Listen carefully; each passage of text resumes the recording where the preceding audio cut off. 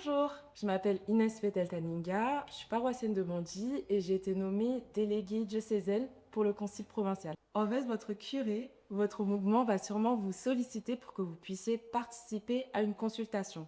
La consultation, comment ça se passe? En fait, c'est un temps où vous allez pouvoir discuter en groupe, en petits groupes de 5 à 8 personnes, guidés par l'Esprit Saint avec des temps de prière autour de plusieurs questions. Et ces réponses elles vont pouvoir être remontées au niveau de l'Île-de-France pour pouvoir orienter les décisions des évêques. En fait, on a une première phase de consultation qui a commencé en janvier et qui va se terminer le 15 juin. Ensuite, on va avoir un temps de délibération pendant lequel les évêques, accompagnés de prêtres, de laïcs et également de catéchumènes, vont pouvoir discuter de ce texte, l'amender, le transformer pour pouvoir décider des orientations ensemble.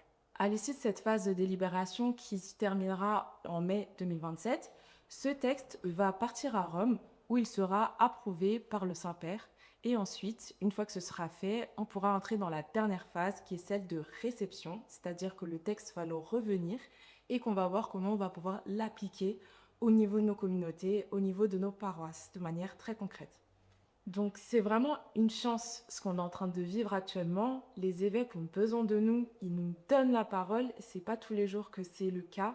Là, il faut vraiment que chacun se sente concerné par cette question parce que c'est une question qui concerne l'avenir de l'Église, mais pas seulement son avenir, en fait, son présent dès aujourd'hui. Qu'est-ce qu'on peut faire pour mieux accueillir les personnes qui viennent à l'Église? Comment est-ce qu'on peut rendre cette Église plus chaleureuse, plus aimante à la lumière du Christ, en fait. Donc, que chacun vraiment se sente appelé à vivre ces temps. Et vraiment, n'hésitez pas à vous rapprocher de vos paroisses, de vos mouvements pour pouvoir vivre ce moment fraternel et surtout à participer activement à ce temps de consultation.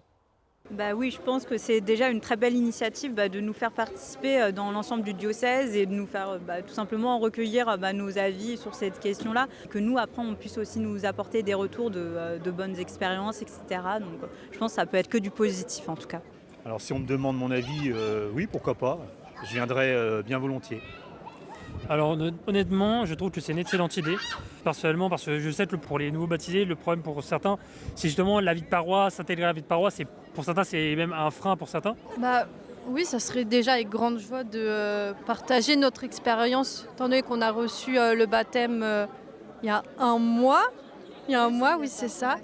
Nous, on a eu la chance d'avoir, la grâce d'avoir un accueil magnifique, une cohésion de groupe incroyable, de pouvoir se soutenir les uns les autres, deux accompagnatrices qui nous ont beaucoup aidés. Et sans vraiment cette unité avec les autres, je pense que tout le cheminement aurait été totalement différent.